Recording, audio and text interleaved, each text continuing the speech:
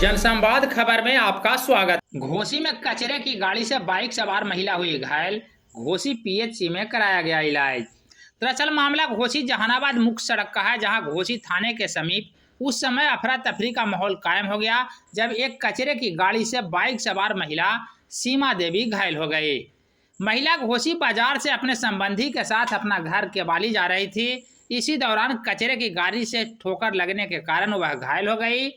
घटना स्थल पर काफी संख्या में लोगों की भीड़ जमा हो गई और महिला के परिजन एवं गाड़ी के चालक के बीच मारपीट शुरू हो गई।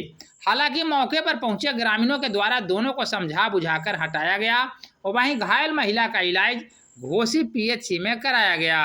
दरअसल कचरे की गाड़ी सोमवार के शाम कचरा लेकर डैम्प करने जा रही थी। इसी दौरान यह घटना घटी।